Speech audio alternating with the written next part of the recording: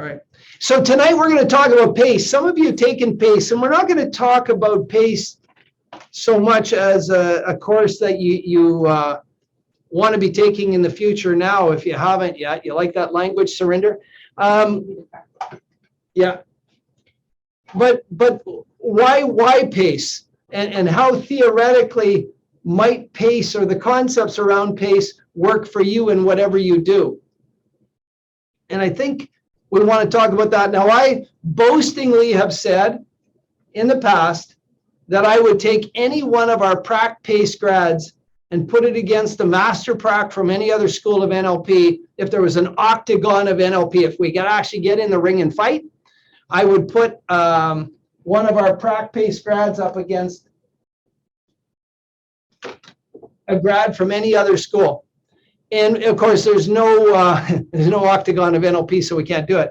However, Tara and I just got we've worked with so many clients. I suspect we're encroaching on over 1,000 clients now.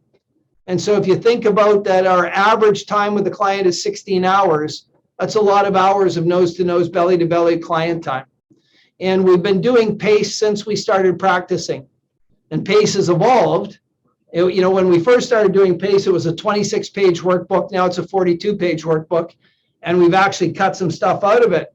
But conceptually, why does what we do work when we work? And so from the context of viewing it from a PACE perspective, that's how I'm going to talk tonight. That's what I'm going to talk tonight.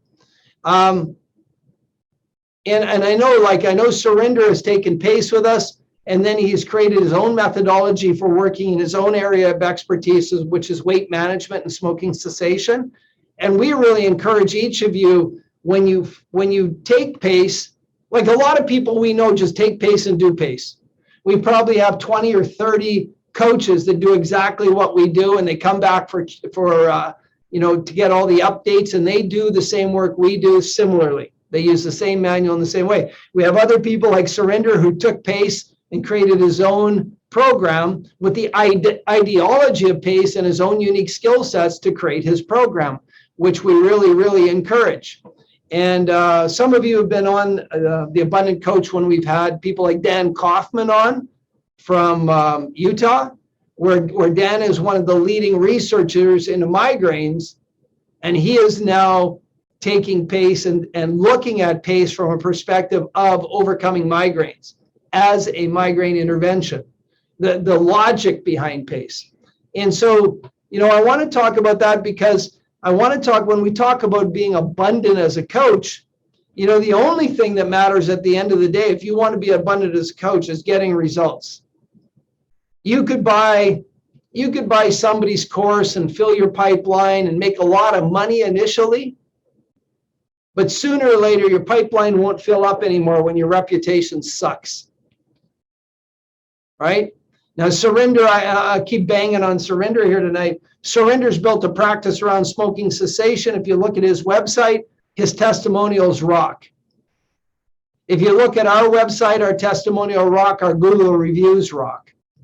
Right? And the only way you can get great testimonials and get great Google reviews is if you deliver quality services. And we, yep, boom. There we go. And we always talk about abundance as being your ability times the results you get, which generates referrals. And the higher up, the more you maximize this, the more you maximize this, the more you maximize that. I don't think we can take an NLP course, a master prac, or a practitioner course and just arbitrarily start practicing. Because, I've been around NLP for 31 years. I've trained with some of the very best trainers in the world. Marilyn Atkinson in Vancouver, who trained with Milton Erickson. Tad James, of course, who was the second master trainer approved by Bandler and Grinder. The first master trainer was his business partner, Wyatt Woodsmall. Tara and I have spent a lot of time with them.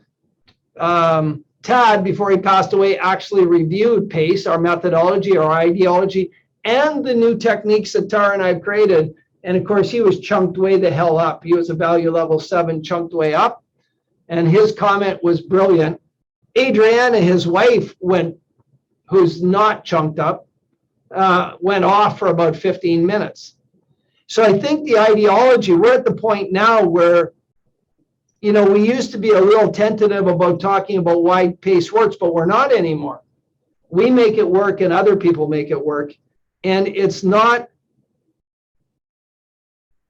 we stumbled on something that's magical because we combined the efficacy of the tools of NLP, which are powerful, with a flow based on the work of Tad James and Dr. Phil Zimbardo. So Phil Zimbardo was the head of psychology at Stanford, and he was the president of the American Psychological Association.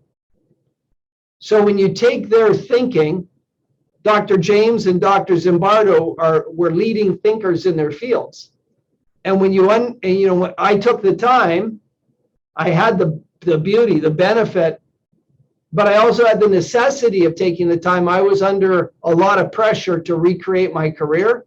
It's a longer story than we have time for tonight.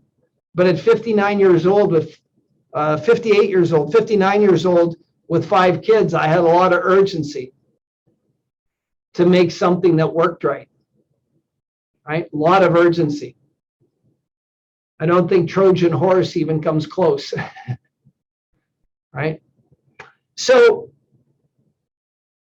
when we look at a product like PACE or anything else that works, and I'll be open with you guys, I've said it all the time. If I find a different techniques that heals trauma faster and more completely, more permanently than what we do in NLP, I'll drop NLP and I'll do that. Because my commitment is to heal trauma, not to heal trauma through NLP. I happen to be using NLP. I happen to be an NLP junkie, and I happen to know NLP is the very best intervention into trauma.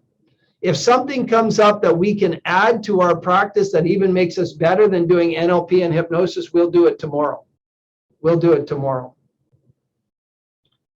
So in terms of PACE, PACE has a syntax, an order, and that order starts with meeting the client where they are. We meet the client with where they are at step 1, wherever that is. And in that assessment, we have taken Dr. James's work and infused it with other schools of NLP, the Andreas's, a lot of Milton Erickson. Surinder knows how much hypnotic language is in it, right? Even though we don't teach it as hypnotic language, we're well into the unconscious mind the whole time we do PACE. And so in step 1, that assessment, that's an assessment that's different than a typical assessment, like a checklist assessment. Questions 1 through 13, the person, you're inside their unconscious mind. And we go deep inside their problem, and then they bring them back out. So on a micro level, step, this first session, I need pens. This first session, we meet them, we go deep in their problem, and then we exit them at a better place than when they entered the situation, right? So when we leave step 1, we're talking about Cartesian coordinates, we're anchoring, we're doing peripheral vision. But we've done a deep dive into their problem using hypnotic language, NLP, sleight of mouth, quantum linguistics, the advanced tools of NLP. And that's why that assessment's so rigorous. That's why we can get to a root problem that impacts all the other problems so quickly, literally in the first 20 minutes. Then when we meet them for step 2, step 2 is born not out of NLP, guys. It doesn't come from NLP. This comes from John Bradshaw, who was one of the first major psychotherapists to discuss healing the inner child. So step 2 is about letting go of negative emotions that you've been accumulating since you're a baby, or maybe even in utero. It also comes from Gabor Mate. Any of you who are doing addictions work need to study Gabor. I apologize, I shouldn't have said it like that. I highly recommend, I think it's really important that if you're studying addictions, you know Gabor Mate's work. If you're doing trauma, you need to know Gabor Mate's. If you're doing relationship work, you need to know John Bradshaw's work. It comes from every school of psychology that talks about adverse childhood events. Because when we're clearing negative emotions, the root cause of a negative emotions is 99.9% of the time an adverse childhood event. Just an adverse childhood event is any event in the past that has significant negative emotions that are unresolved. So think about that. That step 2 is steeped in some of the most rigorous psychology and psychology on the planet, neuroscience. Step 2 is based on some of that. And again, when in step 2, we meet the client where they enter step 2, we go deep into the dark side, and then we leave step 2 using a program called Core Transformation. Core Transformation now connects them to a higher consciousness. It connects their presenting problem to a higher consciousness. Well, higher consciousness, when you listen to Joe Dispenza, higher consciousness, if you listen to Joe Dispenza, Bruce Lipton, Paul Druin, any of the leading thinkers on consciousness, when we leave step 2, we've accessed higher consciousness with our clients. So nothing that's happening here is accidental. Then in step 3, now each of these are 2-hour sessions, right? There might be one step 2 or one step 3 or 2 step 3s, because in this one, we are deep in their darkness. In here, we're into phobias, we're into traumas, we're into really bad adverse childhood events, significant emotional events. And every time we have a really bad event happen in our life, when we clear that event, the emotional hooks in that event, we need to be aware also that coming out of that event, the person would have had a bunch of new beliefs about the world. Belief 1, belief 2, belief 3, belief N. And then they take those beliefs forward through their life, and those beliefs start impacting their behavior. So in step 3, we clear out this event, but we also have to make sure that all these beliefs are cleared out as well. So step 3 is intense. Step 3, if you want to talk about why it works, in step 3, every step we do in PACE, we future pace the heck out of everything, right? In step 3, we step 1, step 2, step 3, step 4, everywhere we future pace. This is the realm of Lisa Feldman Barrett. Read her work on how emotions are made. I beg you, I encourage you, I think it's really important to understand. If you want to understand NLP, if you want to put yourself in the top 5% of NLP practitioners in the world, read Lisa Feldman Barrett, How Emotions Are Made, and Robert Sapolsky, Behave. Read those 2 books and apply them to your understanding of NLP. You'll move yourself into the top 5% of people, practitioners of NLP, and what they understand. Larissa, you had your hand up. Yeah, I always have a question. So I don't know if this is the appropriate time, but you do primarily work with trauma, and Tara does work with a lot of other things. So how deep does she tend to get into the lesson or into session 3? Or like, does she follow PACE, or does she deviate from PACE with her protocol? She follows PACE. We run the same book. Okay. What Tara has, I'll call it, experimented with is doing PACE and then doing the longitudinal coaching, for people who want to do career coaching and that. but she follows P.A.C.E completely.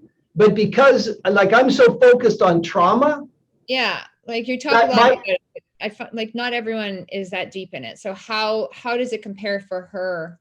Well, it's interesting, right? Because people come to her in stuck states. Getting a root problem here is even more critical, and that's what the beauty is. She gets to a root problem quick. When we get into step 3, though, because I'm narrowly focused on trauma, when I do step 2 and step 3, I'm looking at everything that contributed to trauma. And when you think about trauma, if that's trauma, there may be physical pain after it. There may be depression. There may be anxiety. Call it, I've had 2 clients now that were diagnosed and institutionalized for psychosis. And instead of dealing with any of that, I went back and cleaned up all the traumas and all those disappeared. So normally Tara's clients come in depressed or anxious or unmotivated or stuck. Inevitably, she ends up clearing traumas. 1 in 3 women in North America have been traumatized. I'm going to tell you, when they walk through our door seeking services, it's probably 2 out of 3 or 4 out of 5 have been traumatized, right? It's just the way it is. And traumatized being their unconscious mind processes something that happened to them as traumatic.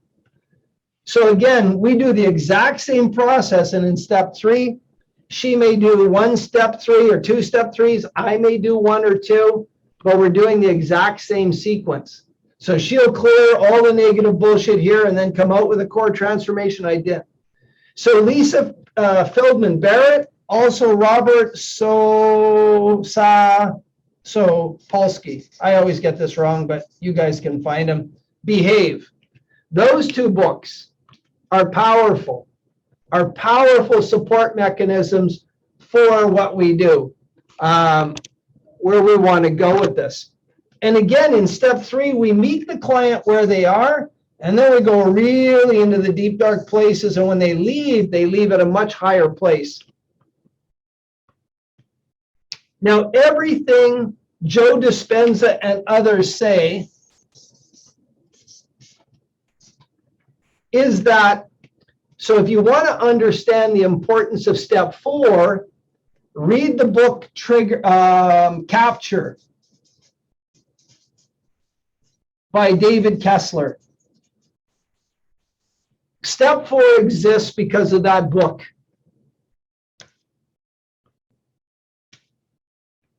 Well, the recommended reading book is Lisa Feldman Barrett, Robert Sapolsky, and David Kessler. If you put it in like one pretty sheet and put it in your binder so we can. Nah, you guys need to work harder for that. So Capture by David Kessler. The subtitle is Unraveling the Mysteries of Mental Illness. And he talks about, in NLP, we talk about anchoring. In that book, he talks about triggers neurologically linked to negative emotional states. And that how a trigger, when the neurological pathway gets fired over and over and over again, it attracts more neurons. Joe Dispenza says what gets wired gets fired. There's actually a law called Hebb's law in psychology that says the neurological pathway that gets wired gets fired, or gets fired gets wired. So all these negative states that our clients have been in, they've been firing and wiring the neurological pathways to negativity. They are locked in. Those pathways just happen. Bam! A man with anger management, that neurological pathway to being an asshole just gets fired. Boom! He's there. And he doesn't even know why. He just knows he's an idiot. 30 seconds after they downregulate a bit, they're embarrassed. And you know what they do when somebody challenges them? They get angry again out of fear and as defense. It gets fired and wired, wired and fired, fired and wired. So when you know this, and now we've cleared all of this, when you meet the person and they tell their story here, they have a narrative about how broken they are. And if they're intellectual and they've been studying and they've been pursuing their health and they've been trying to heal, that narrative is quite articulate. It's unbelievable. You might even believe it if you weren't trained. You might say, boy, that's got to be tough. But in our world, we know it's just a narrative based on their experience. They're actually experiencing their life through the words they use. They're not describing their life. So when they say, I'm depressed, they're not describing their situation. They're actually experiencing their life through their words. So when we clear all of this, the story they told here, they can't tell it here. They don't have a story. They're without a narrative that holds water. You don't want to leave a person without a narrative. That would be inappropriate. As a coach, you don't want to leave anybody without a narrative, and they don't have a narrative. It's imperative for you to help them create a narrative that's more balanced, more reasonable, that more reflects their magnificence, right? And again, we believe in NLP for sure, and we believe in the Tad James School of NLP for sure, and we believe in inspired outcomes absolutely for sure, that every client's magnificent. And I don't care how mean or abusive or how big an asshole they are when they come through the door. I still believe they have the capacity to be magnificent. So here, when we've cleared all their stuff, step 4 is reconnecting to the magnificence. In the transition from here to here, we do a thing, an activity called the internal hard drive. And the internal hard drive is a reflection on their life, looking for moments in their life where they felt a sense of purpose. I had one firefighter said, you didn't have to do everything else. Just give me that internal hard drive. That changed my life forever. Oh, she was right and she was wrong, right? She couldn't have done the internal hard drive carrying that baggage. But I understand what she said. So by doing that exercise, the internal hard drive sets them up now to do step 4, which is a reconnection to all the positivity in life. So if we can remove past negative emotions using negative emotions 1 and 2, and clear out limiting decisions using timeline therapy, would it not make sense to be able to reconnect to positivity using timeline therapy? Of course. And that's what we do. And so we know through the 10,000 plus hours of working with clients, we're through that beautiful moment now, that when you clear negative stuff, if you're clearing negative stuff, you start with big techniques and you finish with small techniques, and you sequence them. Without discussion, you go from big technique to small technique. Clear a limiting belief, swish the trigger for the belief, anchor it, big to small to smaller. When you're installing positive emotions, you do it the opposite. You start with a small technique and you grow. So here we start with peripheral vision and anchoring. Then we go to the ecstatic state, which is part of prime concerns. Then we go to the installation of positive emotions. And then we finish with core transformation again, which achieves higher consciousness, but now higher consciousness starting from a positive state.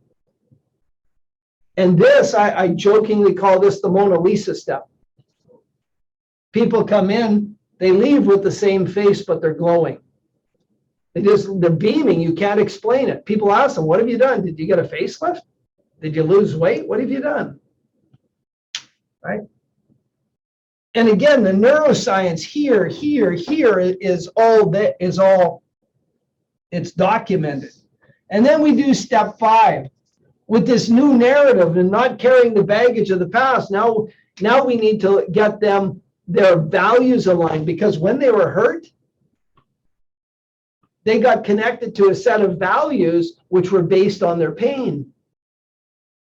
Without their pain, they can now have different values. Tara had a client who was in a really tough relationship. Her number 1 value when Tara met her was respect, because she had an emotional violation in a relationship where she felt deeply disrespected at the level of trauma. So her highest value was to be respected. When we cleared all this, that value was still there, but it was a move away from the lack of respect. When Tara cleared the move away from motivation around respect, that disappeared from her values now. So realigning a person's values in their new emotional state is critical. And then we address prime concerns. right? Then we address prime concerns. And now we have a person who has a new narrative with a new value hierarchy, and they've addressed and they are addressing their prime concern. Larissa. I have another question. Sure, go ahead. So with the values, I totally agree with the, like, where you guys have it. Yeah. I did the values without doing them prior, because I mean, we were taught in prac to do it twice, at the beginning and do a comparison at the end. And I found that when I didn't do the comparison, like the values, it's almost like doing it the first time, you can pre-frame things for the transformation. And I found I've gotten better outcomes when I do it twice, even though it does take longer. So is there something I can do differently to make it more powerful at the end? Or I find like the pre-framing of values and going through it with them, they like someone, I didn't even have to do half the stuff with her because she just got so much value out of the values work. Well, and that's possible if the person's problem is in their value. Remember, values are a system. They're not standalone. We don't have values. Values exist in a system. Values are part of a system that gets its roots from sources of values, but there's an organization of the hierarchy of values. You might have a value, two values here, and a third value that must be supported by two others. And those values have beliefs around them. Yeah. Have beliefs around them.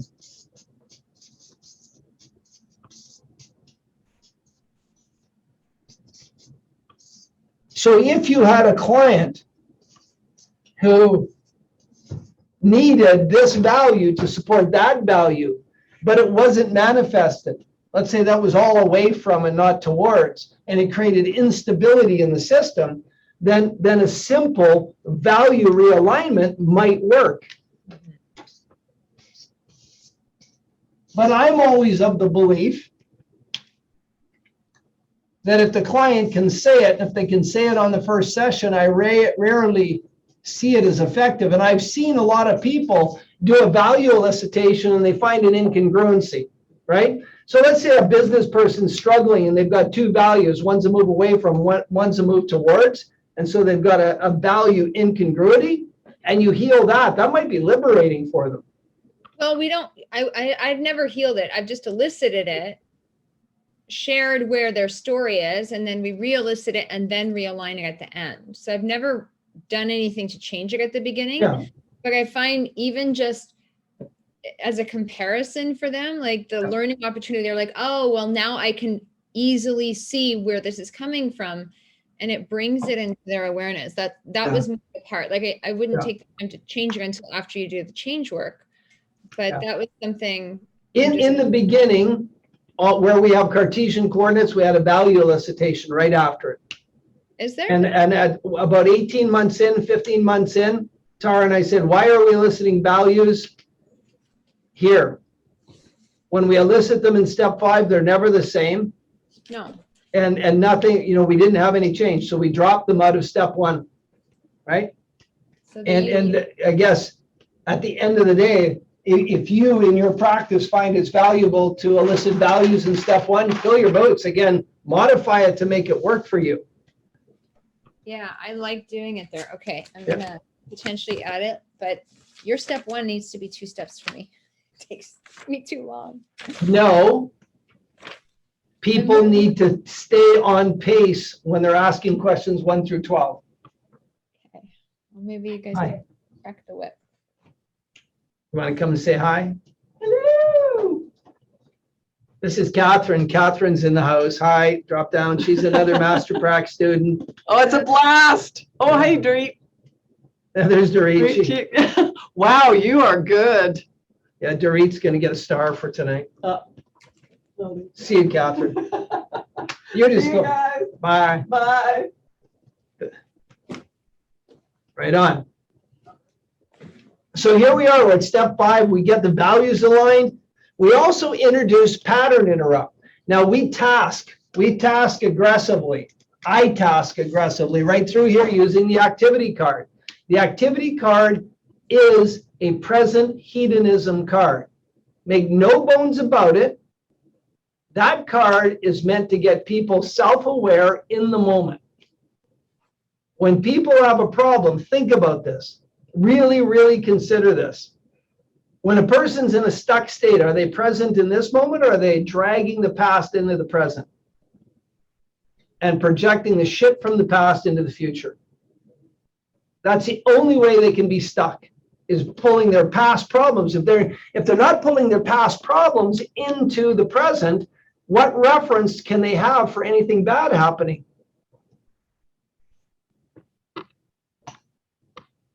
Here's another student sneaking in to get his books. Hey, so there you go. Now you can see that's the screen you guys see yourselves on. You can see the size of that screen compared to Paul. There you go. Say hi, Paul.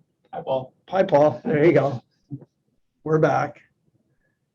Yeah, so the person can't be in the moment. So what's incumbent on us is getting them present without the negative past. Joe Dispenza again calls that the abundant present. So again, our tasking cards come from Marshall Goldsmith. Marshall Goldsmith is an eccentric, eclectic Fortune 100, one of the leading Fortune 100 consultants in the world. He consults to he consults to corporations, or billion-dollar corporations. And the activity card comes as a tool from what he uses with CEOs from some of the top 100 companies in the world. And it's based on the neuroscience from, I think it's Northeastern or one of the other universities, where his daughter is a professor of psychology. See you later, Paul. All right. So again, like, we're not making this shit up. We're scouring the universe for the best tools to embellish and embroider success in our NLP, right? So then we also do a pattern interrupt. This is where we introduce a pattern interrupt to step 5, because Joe Dispenza, Tony Robbins, just name somebody who's a heavy hitter, Robin Sharma, Oprah Winfrey, they all have morning routines. Guess why they have them? Because your morning sets the tone for your day. And if you wake up tomorrow morning and do the same thing you did yesterday, and yesterday was a clusterfuck, guess what? You're teeing yourself up. Sorry, I hope to read your whole family can't hear me. You're like your 8-year-old sitting beside you. Oh, you have your earbuds in. Thank you. I keep making that mistake. But yeah, if you wake up the same way you woke up yesterday, and yesterday wasn't a success, and you woke up the same way the day before, and the day before, and none of those were a success, guess what you're committing to? The same output. The best place to change the rhythm of your life is when you get out of the rack. Try it, I dare you. Wake up for the next 90 days and start your day differently. And so that's where we task our clients to create a morning routine that is different from how they wake up. And a morning routine should include some pieces like this. The really good morning routines include something. When we teach this course, we've got a handout that's in the back of the P.A.C.E manual. I think it's got 20 different morning routines of top high performers. But they all have some commonality. They all spend time with self, just sitting silently with self, being quiet. Most of us wake up and get going. They all sit in silence. They all do affirmations and visualizations, but they're well-constructed affirmations. They're affirmations that create congruency between your unconscious and your conscious mind. Nothing worse than a mantra that your unconscious mind does this to. Sorry, over here.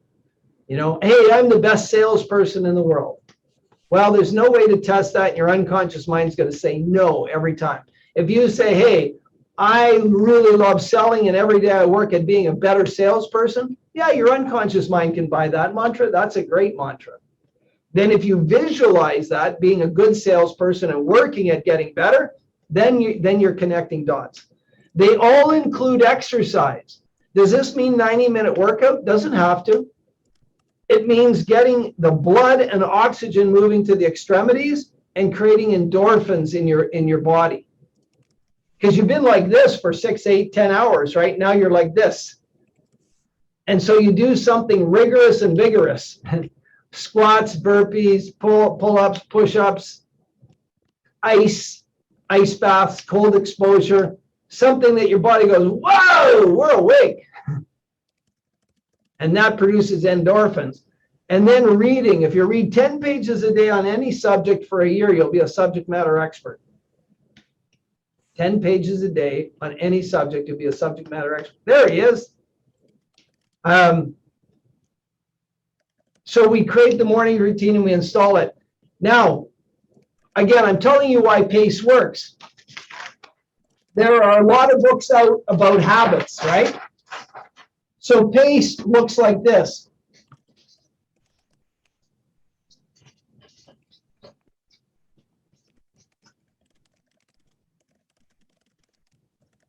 Run strictly. Steps 1 through 5 happen in 3 weeks. 21 days. Steps 1 through 5 happen in the first 21 days. Then we take a 4-week break, which is 28 days, in which we task the client, and the client assesses their progress and reports back to us every day. Right? So we get to see them. Then we do a 1-hour check-in, step 6A. Then we take another 4-week break, 28 days. So if you read any literature about habit change, they talk about 3 cycles of 21 days or more. Look at that.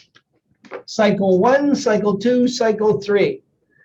Bruce Lipton also says that we make the change with our unconscious mind. We have to use our conscious mind. So this is all the change is in the unconscious mind. Triangle delta is the international symbol of change. All the changes in the unconscious mind.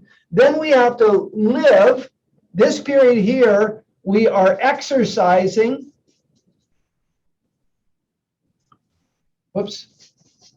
Our new beliefs, our boundaries, and behaviors. And they're self-evaluating through their tasking card, the one that Marshall Goldsmith created. And by here, they're giving themselves all 8s, 9s, and 10s. If they're not, you haven't done enough work here. It's very clear, right? So I Don't Care, The Power of Habit, which is a fabulous book. There's so many good books on creating habits. Everything we do subscribes to that new understanding of making new habits. So our clients, when people say, does it stick? Hell yes. So all the work we did here, most NLP consultants, coaches would leave the client here. That's where they leave them. Hey, you feel good? Good. Way you go. Right? So then what else do? We do assessments. So we do the ZTPI here, and we do the ZTPI here. That's a prestige tool from Stanford University. Unless you've come through our school of NLP, nobody else does it in the world. Unless some other trainers picked it up and is training them, but it came from here. We took that came from Stanford University. We adopted it to NLP. So we have a statistical tool that measures the change in the person. You guys who have done P.A.C.E have all experienced it. When I'm doing trauma work, we also use a PSSI-5, which is the tool from Veterans Administration. So they test positive for trauma here, negative for trauma there. And I have the graph. Then we do the activity cards the whole way through. And when they start, they're scoring somewhere between 0 to 3 on every activity. And here they're scoring 8 to 10. And we have whatever that is, 56, 77 days worth of cards, minimum. Yeah, absolutely. So we have 77 days. So that's the third level of evidence. Then on step one, we ask them, what behavior will you do after your problem is no longer a problem? And so we have the new behaviors right here that they're doing. That's the fourth level of evidence. And then we do the anecdotal check-in every step of the way, here, here, and here, where we ask questions about what's important to them that we elicited in step one. So we have 5 evidence procedures. 5 evidence procedures. 2 of them rigorously scientific.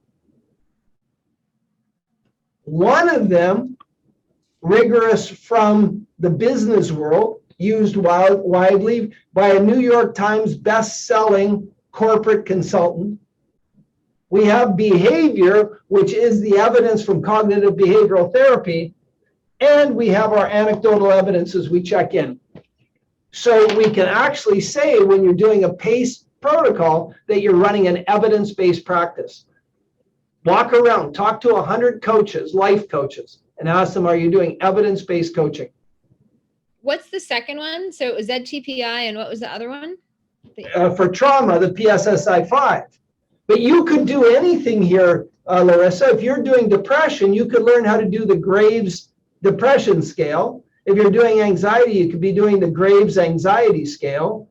You know, you could do whatever you want. You could find a psycho assessment tool for a person's well-being and use it. As long as you're doing something that's been tested from outside the NLP Kool-Aid, I think it's really powerful. And all, you know, this stuff, 3 of these are outside the NLP Kool-Aid, and behavior is in the realm of cognitive behavioral therapy. So it's outside our Kool-Aid as well. And one of the criticisms of NLP is you guys just fucking think you're magic, but you don't prove anything. Well, excuse me? Right? Excuse me? If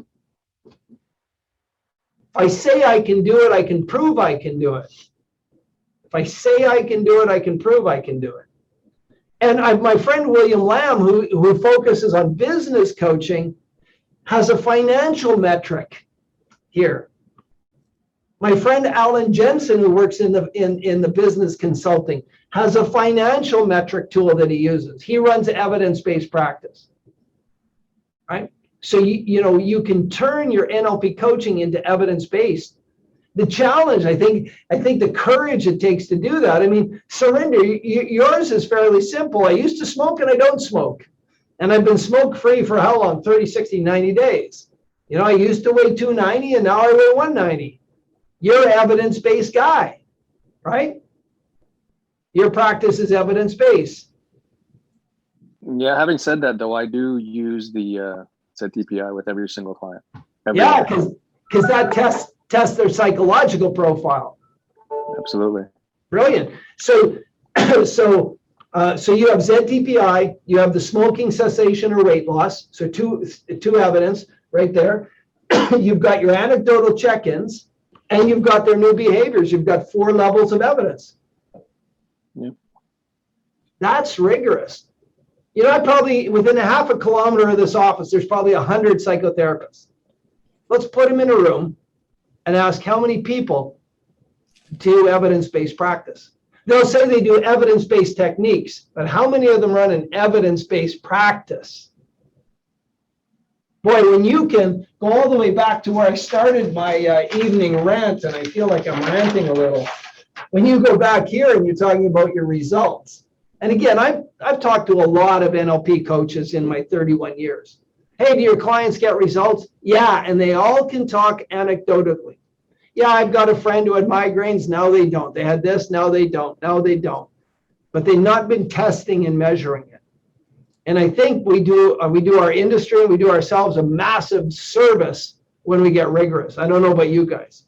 All right, so that's my thoughts for tonight. And I've eaten up exactly an hour. It's 8 o'clock. That's amazing. 1 hour, bam, on the money. Cool. So let's toss it out. Let's ask some questions and then take it wherever it goes.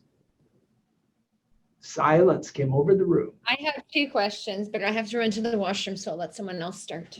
Was going to the washroom? Can I go to the washroom? One of your questions? The answer is yes. Oh, because I won't ask the next question. All right. Ask me a question, someone. Come on, Lee. You're here tonight. Ask me a question. She's having her dinner. Oh, I don't know if I have a question at the moment. I always have questions, but You do. I do have questions. You do. I'll think of one. Okay. Okay. Yeah, question. go ahead, Mateo.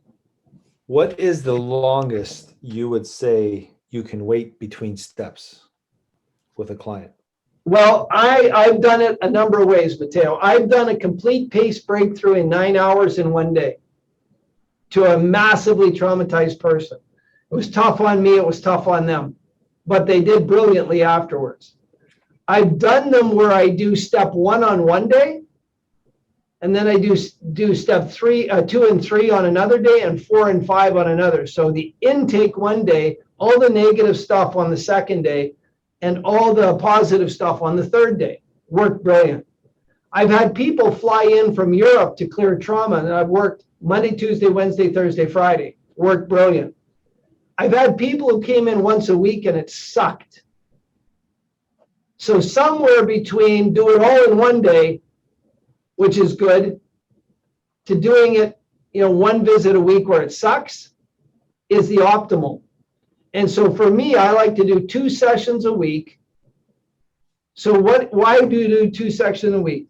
Because in NLP, we activate the memories of the things we're working on. And that moves the memory comes out of long-term storage into a period called labelization. They become labial, which means they're changeable. The work we do in NLP changes the submodalities of the memory. And then when they go home that night, the memory goes back into long-term storage. Now, memories that have adverse childhood events or trauma have part of their referencing in the amygdala. So when we do our work in NLP, we cut those ties to the amygdala, and now overnight, the memory gets stored, and the only reference point is the hippocampus. That takes at least 1 sleep to have happen. So if we do a big body of work with somebody, it's energetically tough, right? So let them go home, have a sleep, let them go home, have 2 sleeps. So work on Monday, work on Thursday, and then come back the next Monday. But if you do a big body of work and then they go home, often their home is part of their triggering environment negatively.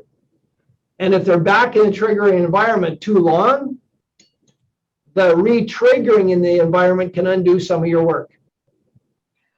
So that's the criteria for me. And I'm not being evasive. There is no black and white answer. If I had my way, I'd have all my clients come in Monday to Friday. I'd have them stay at the Marriott Hotel, come here 2 hours a day, bang, bang, bang, bang, bang, day after day after day, go home.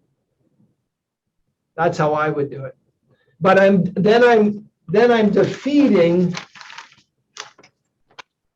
the first 21-day period, right? I would have 7 days, 28, 28. Yeah, the 1 week I was actually testing my own capabilities. I had 4 people fly in, stay at the Marriott Hotel, and I saw 1 person 2 hours each day. So 8 hours a day, trauma clients, just to see what was possible. Well, I wanted to see where's the threshold for the clinician. And because NLP is content free and all my clients get success, I get energized with each client. But at the end of 8 hours, I was tapped. I needed, can I go home? Right? But easily and effortlessly 6 hours a day. Nose to nose, belly to belly. So if I had my way, my clients would fly, I'd find a benefactor, fly them into Pearson, park them at the Marriott, come into our office 5 days in a row, go home. That would be so perfect in my world. COVID fucked that up, huh? So yeah, did that answer your question, Mateo? Yeah, go on. Thank you. You're welcome. Larissa. Okay, so the tasking. I have 2 clients that are not being compliant with their task. Well, one's kind of being compliant and the other one's just not. So, Kind of being compliant, kind of sounds like kind of being pregnant. yeah. So, oh shit, my son just got home. I will ignore it and hope he just comes in. So, there. Go get them. Can you pull up the tasking card and share the screen that Yeah. I sent you? I emailed it to you. I'll be right back.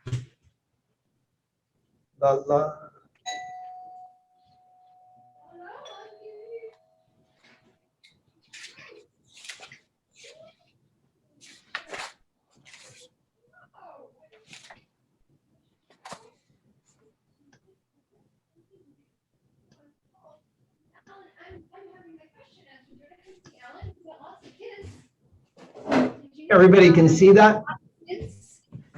Can you guys see this tasking card?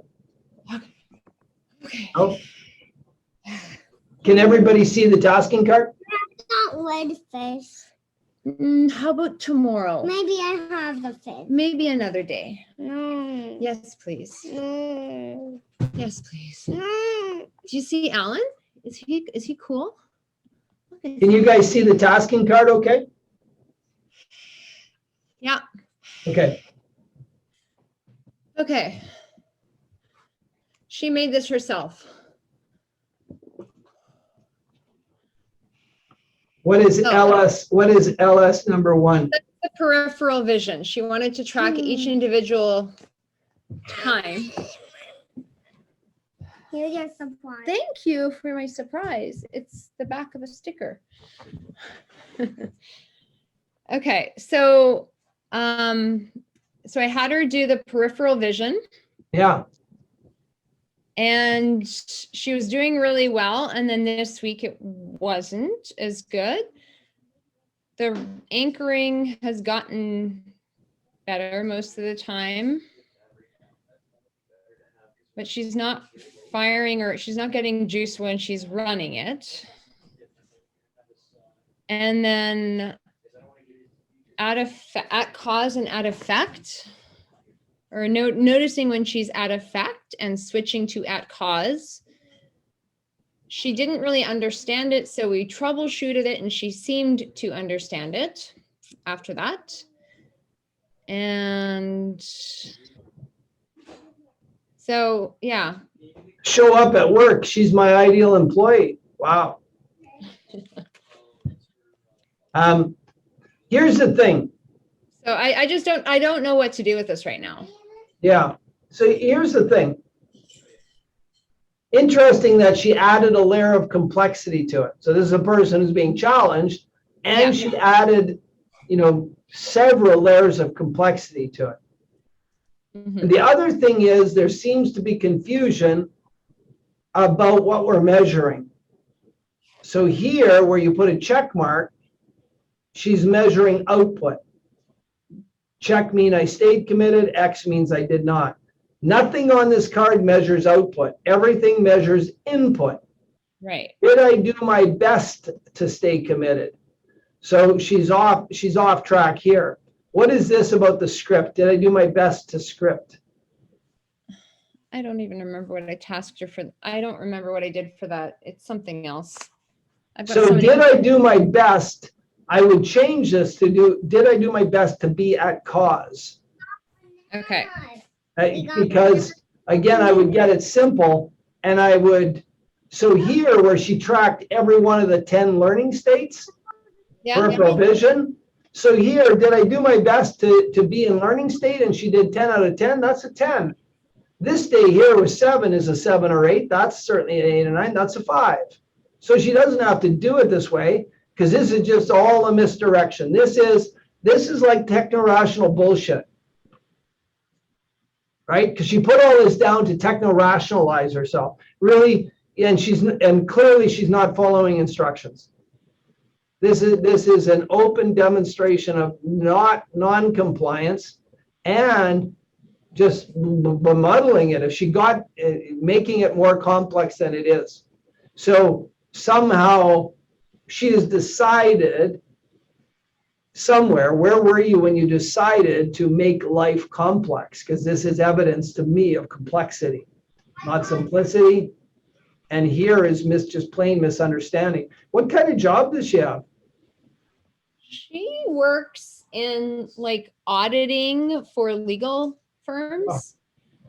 She's like really smart with numbers and accuracy and contracts and policy. Is this her first card? This is hers, maybe her second. I think that may be Yeah. her second. How low were her numbers when she started? Let me just look back. And the other thing you just said is interesting, right? Without the complete assessment on step one, but she's in audit. And look what she's done to a simple process.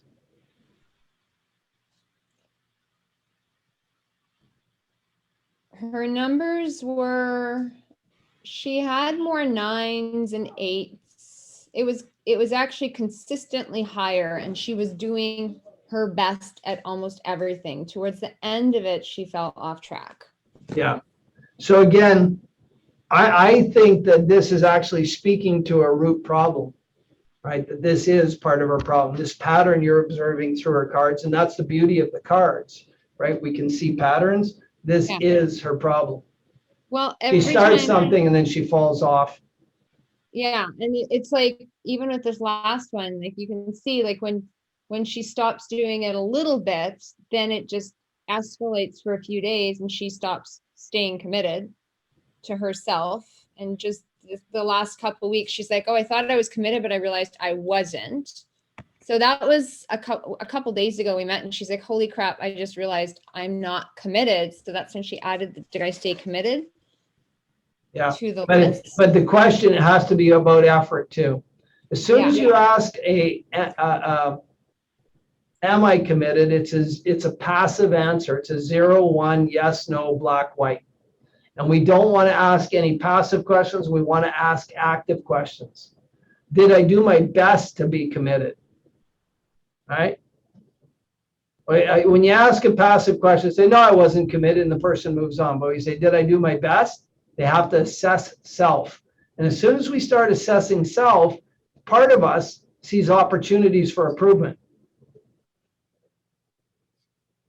And commitment is not just to that card, it's to everything in life, right? I suspect she has commitment issues in a lot of places. And this card speaks to commitment issues. So you go back to root cause, when you're not committed, how do you behave?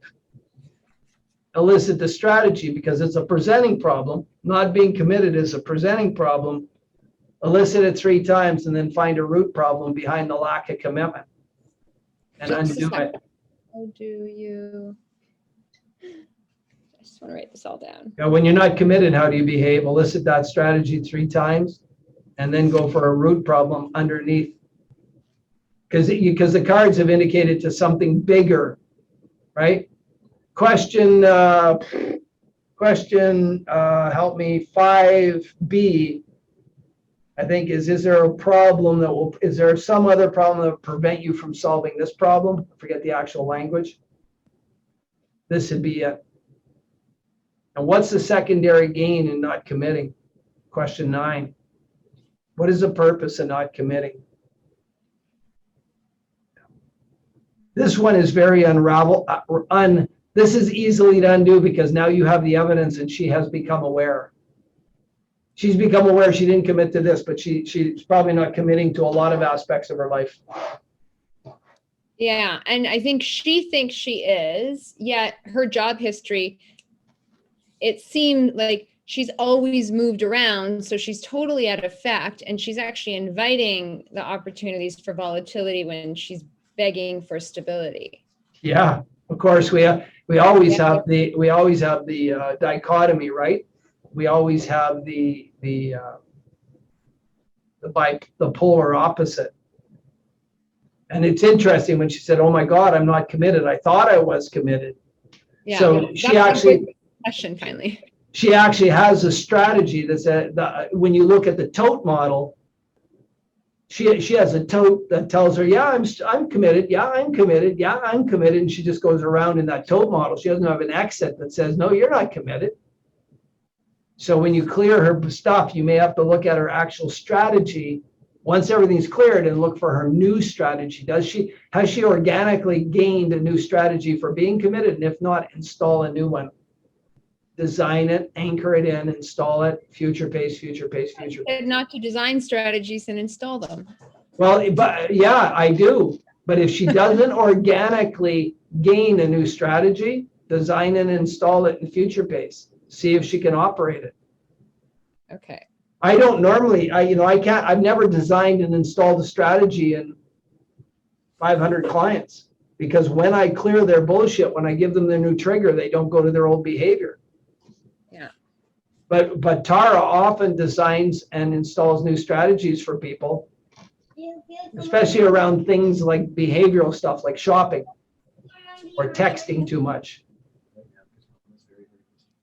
No one has problems with that, do they? Yeah, the shopping's no problem.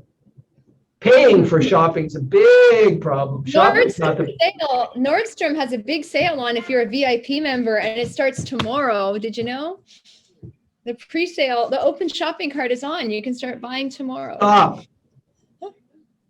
Stop. Okay. Okay, and then the other one is another client who has good results on her tasking card when she chooses to send it in. And she's a colleague of mine she's like a PGI consultant who wants to see me for money mindset and money breakthrough for money paradigms. However, she's like really like, oh, well, I couldn't print it. Oh, I couldn't do this. Oh, there's always, I'm on vacation. And it's such a power struggle with her. And they're like, so I didn't do a consequence, like a financial consequence with her. I almost feel like, girl, like if you want to get your shit together, like if you don't send this, I'm going to charge you like $30,000, because that's the kind of thing it would have to take to get her fucking card in. She's just being so uncompliant with something so simple. And so I'm not sure where to go with it, because it just seems like this power trip, and I don't want it to be. I need to have an element of like, I don't know if she's just trying to control it or where it's coming from, but she is trying to control it, but it's part of her problem. Yeah, like, it is. I've got a friend, William, who specializes in NLP for high income investors. That's what he does. Yeah. And like a 6 hour 1 day session with William is $5,000 US. Yeah, which is fine. But how did so let me stay with you. Her to do this. When you work with William, if the first, and this works in his clientele because they're high income, high performers, the first blink is your last blink. And he tells them right up front, if you are going to get success from this, you must take action and commitment with him. And commitment means 100% of the time. If you do not follow through with a task, it is part of your problem. I will terminate the relationship. I don't give refunds.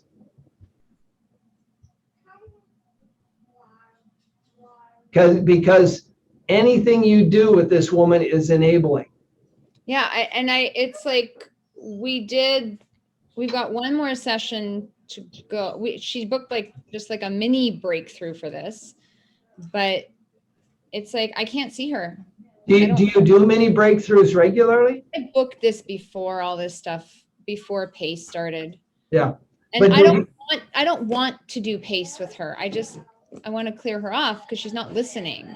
Well, think about the energetic exchange there, though. You want to clear her off and she's not committed. Right. The two energies are attracting each other.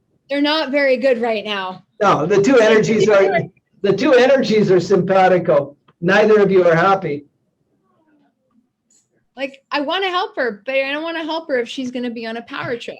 Yeah, but the energy's wrong. That would be a client who I would suggest is not a client. So how would you recommend to elegantly manage this situation?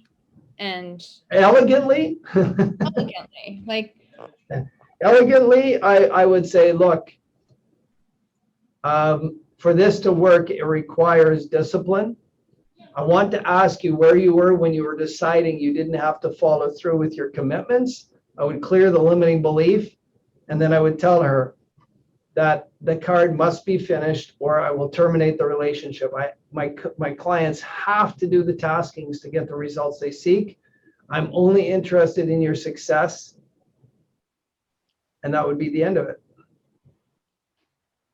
I'm going to tell you, 2 weeks before I see her again?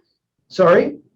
Make her do the card for 2 weeks before I see her again? For 7 days. I'm not too crazy on punishing people, right? I don't get to for a full 2 weeks yet. Like I know, but if you clear the limiting belief where she was when she decided that she didn't have to follow through with commitments she made a commitment to do this task at 100%. And now she's not. So it's a limiting belief that she can just walk away from commitments. Clear it and then say, okay, we've cleared that belief about not following through on commitments. Now I want 7 days. If you don't do 7 days, I'm terminating the relationship. And it's absolutely a cause on your part. You're being a respectful coach. You're clearing the belief that you believe is stopping her from doing it. And then you're tasking her to do it. Again, tasking identifies part of the problem. You have identified part of the problem. She thinks she can walk away from commitments. Probably why her financial job isn't working out well or as good as she wants it. Her money mindset. Everybody who is successful in money will tell you it takes frickin' discipline. I don't know how she attracts the kind of client she does. It's just like, she's just got like multi 5-figure clients and she's just like freaked out about everything. Yeah. And she doesn't do her basic work.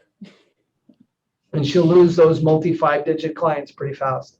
Hey, she paid for one of them to work with me and her client's still sending me stuff. Her client's like freaking awesome. Her client's so on point.